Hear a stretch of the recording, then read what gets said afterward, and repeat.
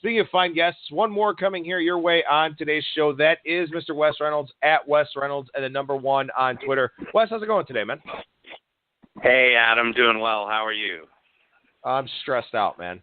I'm very very concerned here about tonight's Game 5, but there's nothing I can control. So hopefully, Corey Kluber just goes out there and shoves like he has all season. All right, we got lots of stuff to talk about here. I want to talk about a couple of different markets, and we'll wrap up with some NFL stuff.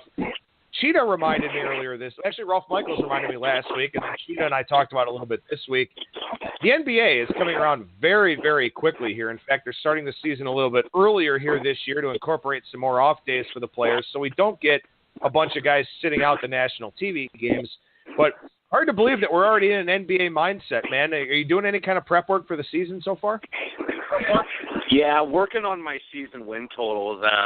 Dabbled a little bit more in the preseason this season, and really a lot more of it has kind of been like second halves or like situational stuff with some of the games that may have been over. You've had some international games over in China, and then the games in Hawaii, the 2-game series with Toronto and the Clippers. So, just kind of been dabbling a little bit and looking at how the different teams I think are approaching the preseason.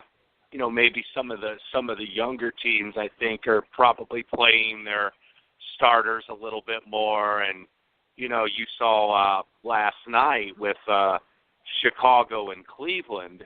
The expectations kind of get priced in even in the preseason, and you saw that Cleveland was a big favorite over Chicago last night on the ESPN game, and Chicago easily won because, they're playing a lot of their younger guys, and Chicago's not going to be a very good team, but they're playing more of their regulars, and, you didn't see the starters. You didn't see LeBron and the Tristan Thompson and those guys playing late in the fourth quarter. So, some of these teams I think are playing their starters a little bit more. I know the Pacers have kind of done that, and a few other teams I've seen them play maybe their starters a little bit deeper into the fourth quarter, but a lot of teams are working out their rotations and seeing what they're doing, and probably, you've got guys that are trying to make the ball club for some of these teams, so you got to give them a chance to play. So teams approach it in different ways.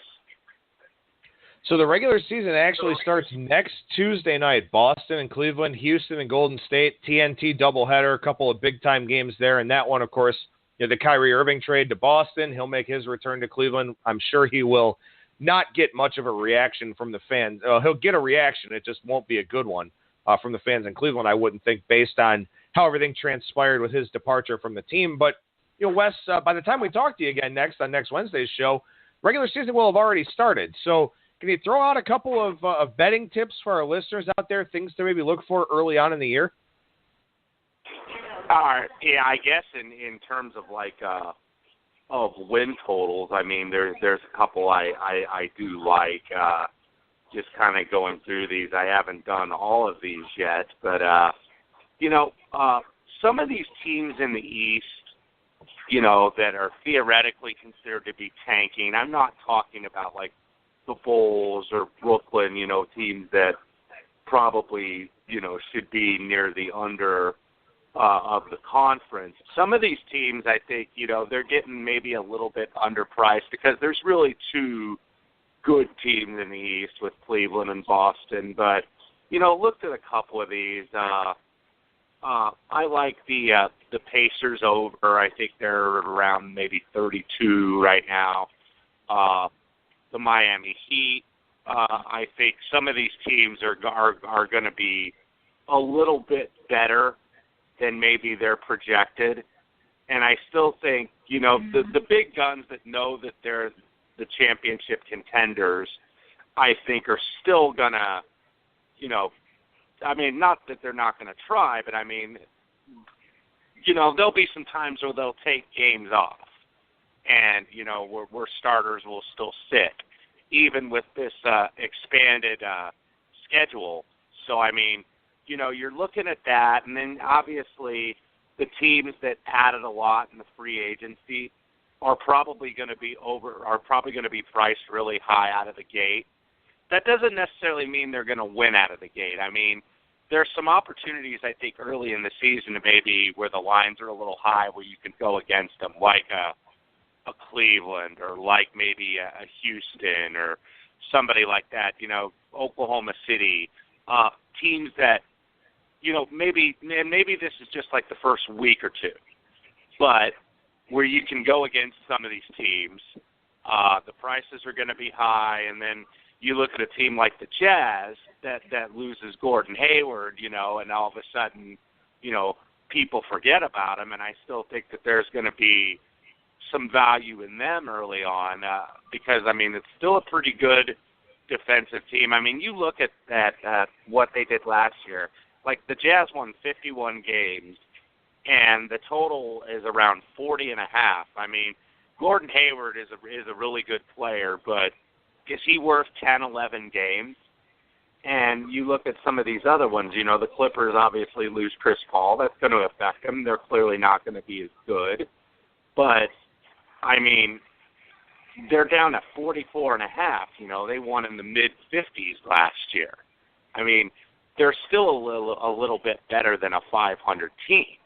I mean, so some of these, I think, these win totals have been maybe overdone a little bit in terms of, you know, losing certain players and you know, the free agency, because free agency was such a story this summer. There's a sense to overreact to that. I mean, so, you know, don't be afraid, I guess, to kind of look at your spots where, you know, you can find a little bit of value with some of the overreactions, I think, in these numbers. And I think another key thing that you were sort of talking around a little bit, and maybe we can say it a little bit more directly here, is that you look at the adjustments to the win total market, and maybe our listeners out there don't want to tie their money up until April, you know, with a 6-month investment on a season win total. And I certainly can't blame them for that. If they don't have the bankroll capacity to do that, you know, I certainly wouldn't recommend it. But one thing that you can do is you can use these season win totals to look at some of the perception biases that may be out there. I mean, you look at a team like Minnesota, for example, season win total 48.5. I mean, have they really done anything to come close to a number like that over the last few seasons? No, not really. I mean, last year they won 31 games. Are they really going to be 18 games better this year? They could be, but will they be 18 games better at the outset? You know, will they be a team that's on pace to go 48-34? Probably not. So you can look for some of those perception biases out there and then apply those from the win total market to the daily betting card. Yeah, and I mean, you see the same thing. I mean, it's not as pronounced maybe in like the NHL, but I mean, you saw the Penguins, you know, lose their first 2 games of the season. I mean, the Penguins are going to be fine. You know, they're still going to be a contender, but I mean, you get some value. I mean, sometimes these teams don't just start a house of fire, and I think when people saw Golden State win 70-some games, you know, they just assume that, you know, these teams are just going to stay that way. I mean, that's so rare. So you have to look a little bit at these teams that are making big jumps and precipitous declines, and that's also going to be priced in the line early in the season. And you're going to see maybe some of the casual or the public bettors that are obviously going to bet you know, the teams that made all the moves, the teams that ESPN and Turner, you know, that the main networks that cover the NBA, you know, are obviously hyping, so they're going to want to bet them right away. So that's going to give you value on some of these teams. Yeah, I completely agree. And one other point to make here about the NBA win totals is that a lot of times when you look at win totals, and this is something I really stress when I do my MLB win total series, is that concerns over the course of a full season is depth. And you've got some teams that have low season win totals, but their starting fives, which are going to be fresh at the outset of the year, aren't actually that bad. They just don't have a whole lot of depth, don't have a lot of substitution rotations. things like that. So keep that in mind too, that, you may find some of these teams with low season win totals as undervalued commodities early on in the year. The good teams that have depth are going to want to use that depth early on, going to want to spread out the minutes for their guys. The teams that don't have depth, well, they're going to ride their horses to as many wins as possible before the rigors of the season start to wear them down. So, I think early on in the season, as we're kind of talking about here, you want to look at those teams that are perceived to be bad and probably look for some value on them. Yeah, absolutely. You're seeing, some of these teams that are in the low 30s, like I was talking about the Pacers, and some of these teams even in the 20s. You got a young team like a team like Phoenix, for instance. And I'm not endorsing an over or an under here, but young teams I think get better, and you got to keep in mind with like a season-long bet that you're not necessarily dead because a team starts bad. Sometimes teams do get better, and you have to look at the framework of the team. The whole tanking phenomenon of what we saw with Trust the Process in Philadelphia, players aren't going to not try to get a draft pick. They don't care. They're worried about their particular job. They're not going to purposefully lose games. Now, if the roster to where that's going to happen, then you can't help that. But these guys are not going to tank because, oh man, we can get the number one pick. I don't think any player worth anything is going to have that mentality. So, keep in mind when you hear those terms in the media of tanking and whatnot that, players don't buy into that. Well, let's look at the other daily winter sport here, and this one already is going on, so we actually have some tangible results to take a look at here. The NHL, everyone's played pretty much between 2 and 4 games here thus far on the season. Still very early on, still a very small percentage of the 82 games that we're going to see this year. But Wes, since we last talked, have you picked up on anything? Have you seen any kind of observations or trends that you could point our listeners in the right direction with over the next week or two? Well, I think what I'm seeing a little bit more, and I don't know how much it's going to continue, but you're seeing some more totals, I think, in the daily market in the NHL being priced at 6. Usually 5 and 5.5 are kind of, it's usually those totals across the board with the rare 6s, but you've seen some teams put up some really high numbers this year. You saw the Blackhawks score 10 goals on the Penguins, and you saw, you're seeing Toronto score a lot of goals. Their totals are at 6.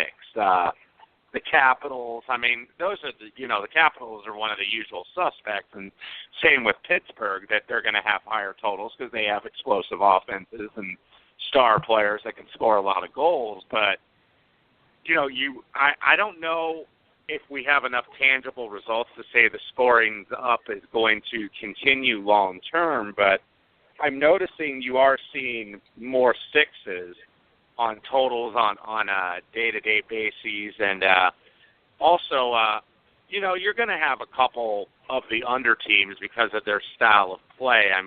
New Jersey, I think, has always kind of been an under team. Maybe that's changing now, but you'll see a couple of these teams that traditionally have low-scoring games, like the LA Kings and a couple others. I know Montreal's really started out rough, and they've had a lot of unders, and they haven't been able to find a lot of offense. But still kind of trying to figure out. They're doing different things, and noticed a rule that came into play actually last night. It was in the Philadelphia-Nashville game, and Philadelphia was down 3-0 and then scores 5 straight. Nashville makes it 5-4. Nashville scores to tie it, but Philadelphia actually made a challenge. They were challenging that the goal was offsides, but with these challenges, if you lose the challenge, that actually gives the other team a power play. And Nashville had scored on a 2-man advantage and made it 5-5. Philadelphia lost the challenge with about a minute and a half to go in the third, and that put Nashville right back on the power play, and Nashville converts and wins the game. So that's an interesting new rule this year that I've noticed that, you got to be very careful and be sure if you're going to challenge, not just, hey, take a shot and see if a guy made a catch, like you might see in the NFL, or see if a guy got a shot off, but, they penalize you if you lose challenges here. As an aside, I mean, this isn't really related to betting or anything like that. I just want to get your take on that. I just want to know, is that something that you wouldn't mind seeing? I mean, obviously there's no penalty you could come up with in Major League Baseball, but would you mind a penalty in the NFL for it? Well, I mean, I don't know if I really like necessarily a penalty in the NFL for it, because, I mean, so many of these things are so borderline now with what's a catch and what's not a catch. I mean, I know that they want to reduce the reviews because, I mean, you're seeing it even more in college. I mean, everything is reviewed. I think it was Texas Tech and Kansas last Saturday might have had like 7 reviews in the first quarter or something. I mean, it seemed like it took an hour and a half to play the first quarter of that game. So, I don't want unlimited challenges, but I don't know if a penalty would work in the NFL, because you already have the rules kind of more biased, even though you're seeing some more unders this year in the NFL. It's kind of a bias against the defense anyway, with the enforcing of the illegal contact rule and the fact that pass interference is already a spot foul. So, I mean, I don't really know if I'd want to see that, particularly like a penalty for a challenge that you lose. I mean, they're already taking away a timeout, so that's a penalty enough. I'll be really curious to see how it goes in the NHL. That's a rule. I think I read about it in passing, but then to actually see it in practice and to see it, come into effect in the last minutes of a game, is something that I'm sure coaches aren't real thrilled about. But, we'll see how it plays out as we go throughout the NHL season here. All right, let's go over to the football side of things here, Wes. And we got a lot of stuff to talk about here, including a lot of double-digit favorites. We got 4 of them on the board, possibly 5 if New England gets there. Like I said, I think Tennessee's probably a 7.5 point favorite whenever that number opens, as long as Marcus Mariota comes back. Maybe it's a little bit lower. Maybe it's 6.5. But still, we've got some very big numbers out there in the NFL market this week. I know you're a derivative guy, which means you've got some big first-half lines as well. What's your approach when you got big numbers all over the place? Well, I mean, some of these you might be looking at teasers, especially, I'm sure a game that might get teased down. I'm looking at some of these lines. I mean, when you see like -11 +15, like at 5 dimes for Cleveland and Houston, that's obviously a teaser protection deal, because they know that they're going to get Houston teasers against Cleveland, and now it's announced that Kevin Hogan is going to be making his first start. It's on the road against a team that's lost 2 straight games. And although it's against a team that has, lost probably their 2 best defensive players, still a big line. I mean, Cleveland was in, I think, a really good spot to cover last week, and still laid an egg against the Jets. So, looking at these numbers, I think you're going to see a lot of people wanting to tease. I mean, some of these, you can totally justify double digits. I mean, when you look at the Giants, who's going to play receiver for this team now with Beckham and Brandon Marshall out, and you're seeing that they're double digits playing a team off a bye. San Francisco also playing a team off the bye. Same thing with Miami.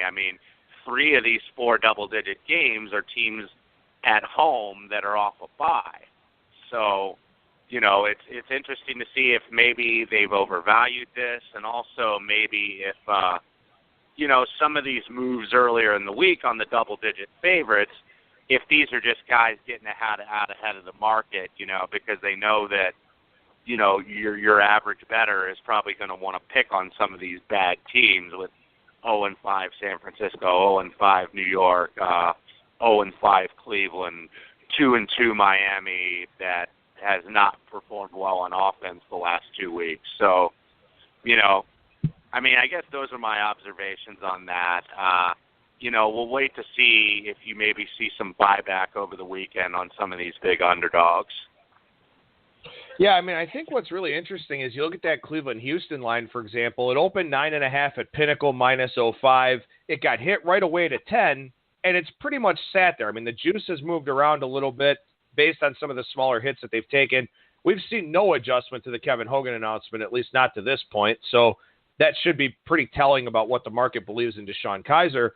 But, that's an interesting one where you saw an initial hit below the 10, gets to 10, not a whole lot of action at that point. You see in that Miami-Atlanta game, Atlanta continues to take on money. Same thing with the Giants in Denver, with Beckham being out, with Marshall being out. Eli Manning went for x-rays after last week's game as well, so he's not fully healthy. We saw money come in and pretty much not stop until the line reached 11.5. So, it is pretty interesting because, as I was talking about with Brian in our previous segment, the old adage was kind of, you're not going to make money betting double-digit favorites in the NFL. A couple of years ago, you did a very good job betting double-digit favorites in the NFL, or maybe it was last year.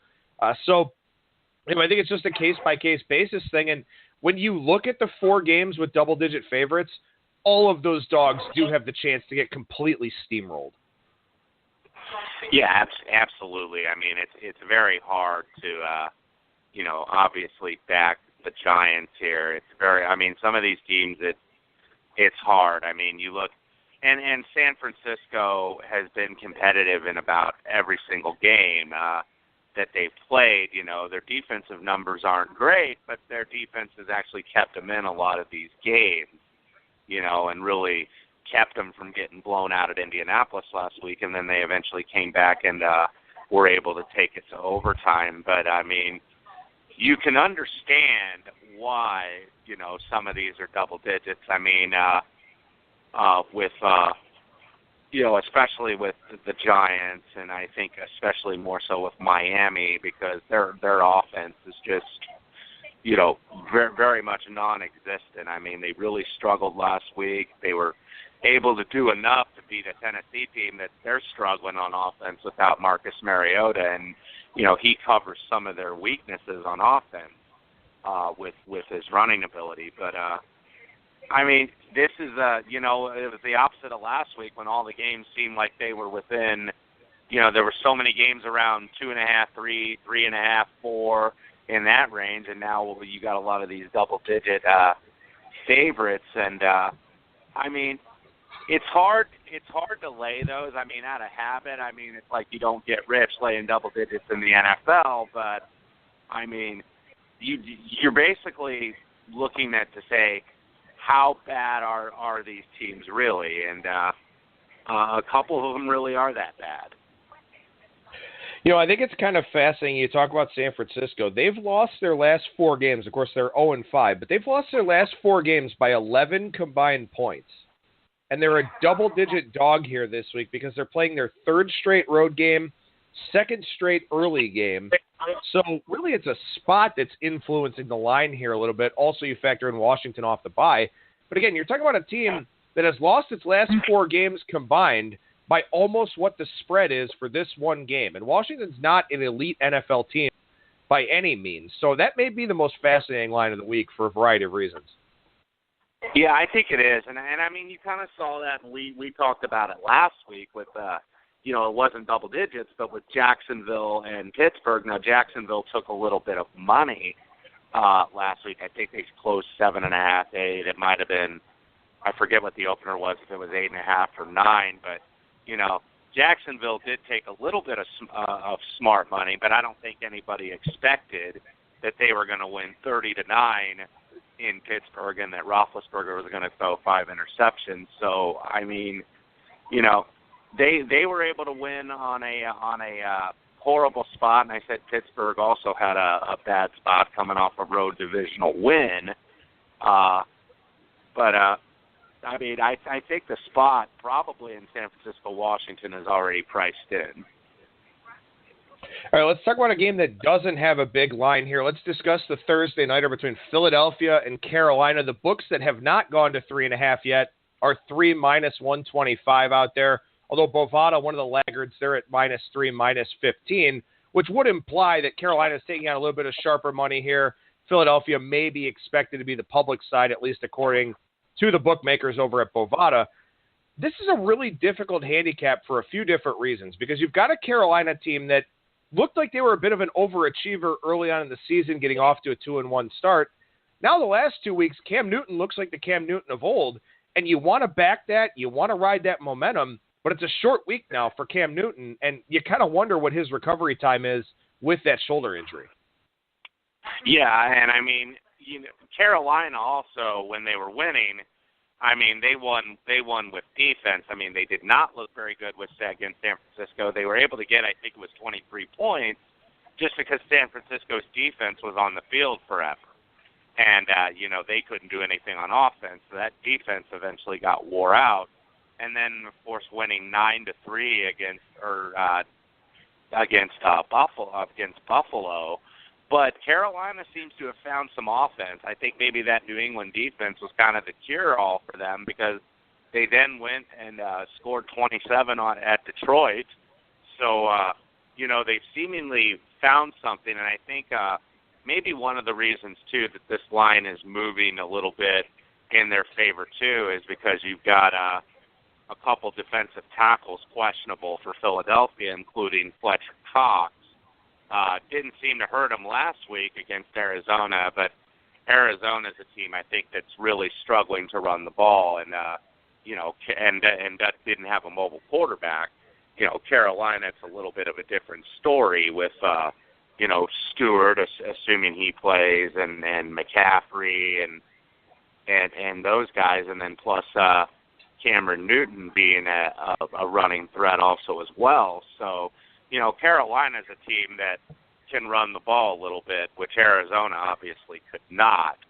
So I think that's the reason you're probably seeing this move. I agree with this move upwards. I haven't played the game, but, I tend to agree with this move. Now, it depends on a number. If a decent enough number comes on Philadelphia, maybe I'll take a shot with them. But the initial move I agree with here.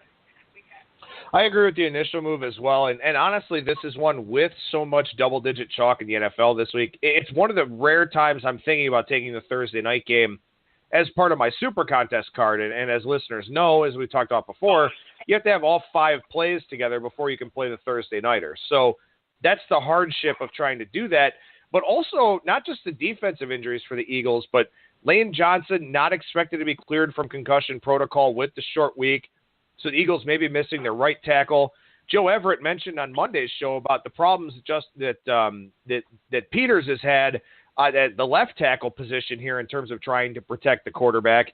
So you could be looking at a situation here, too, where Philadelphia is going to have some issues protecting Carson Wentz. And that's never a good thing when you need to go up against the Panthers offense that all of a sudden seems pretty proficient and pretty productive. So, a lot of things are against Philadelphia here in this spot. Short week, second-year quarterback going up against a defense that's playing a little bit better that, still has talent at the end of the day. Panthers offense is really getting it rolling. The 3.5 seems light to me. But, this is the NFL. You do have some variance here involved. And, of course, like I said, the concern for me is Cam Newton in that shoulder. He appears to be healthy, but does the quick turnaround hurt him here and kind of limit, or it's not limit, but sort of cut into the effectiveness he's had the last 2 weeks?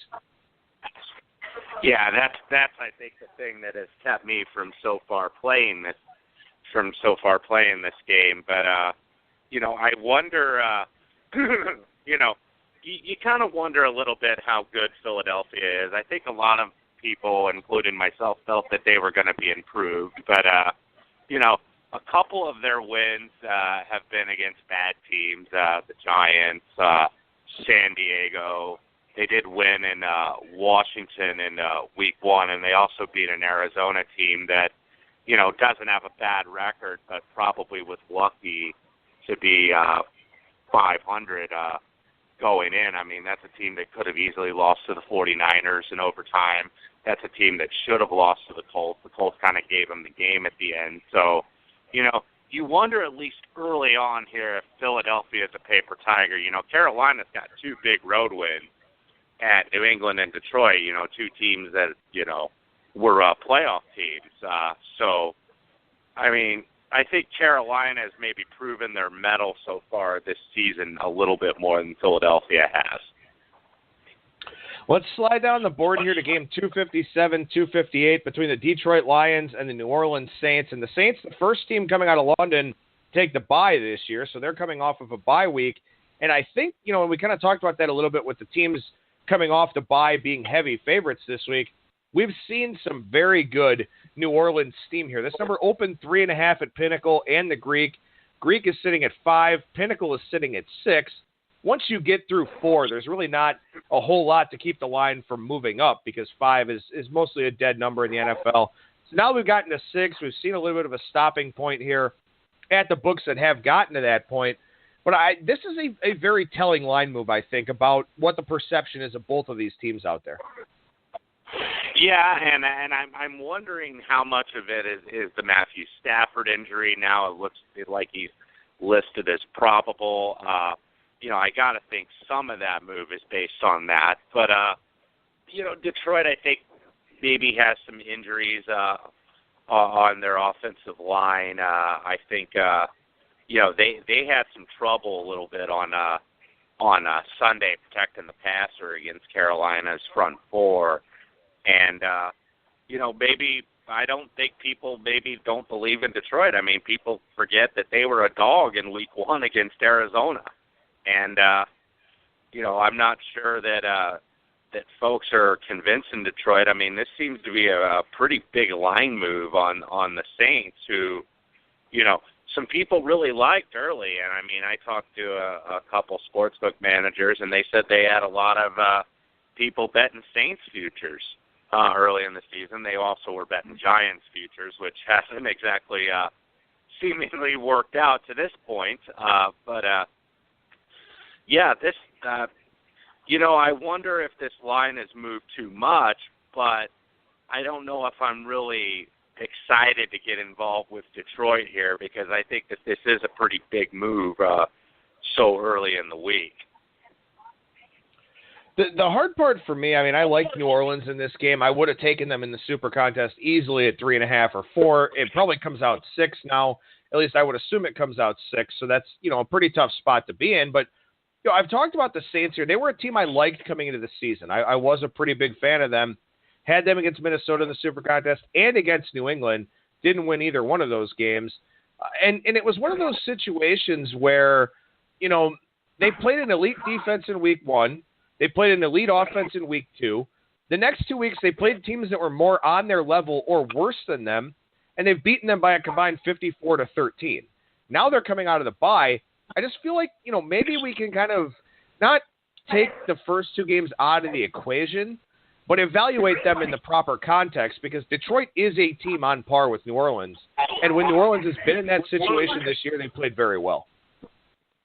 Yeah, I mean, they're not quite as good as the elite teams, but there's a lot of, there's a kind of a lot of those middling teams in the NFC, I think, when you look at a team like New Orleans, Detroit, Minnesota, Tampa Bay, the Rams, even though they've started better than I think a lot of people projected. There's a lot of teams kind of in that middle. There are very few teams that maybe you would consider elite. I mean, if you were to really look at who we would think were the elite teams in the NFC, I mean, Green Bay, Seattle still has that perception, even though I'm not necessarily convinced that they're the Seattle of old. But Dallas, even though their record doesn't show it, I mean, I think they're pretty much looked at as the market as one of the elite teams. But yeah, they're all really kind of in that mush there, where you're looking at they could finish anywhere from 3rd seed in the NFC to 10th and being out of the playoffs, and there's a lot of teams like that. Oh, Wes Reynolds. You can follow his work on Twitter at Wes Reynolds and the number 1. Thank you so much for joining me this week again, man. I appreciate it. We'll talk to you again next week. Hey, thanks for having me. Go Tribe.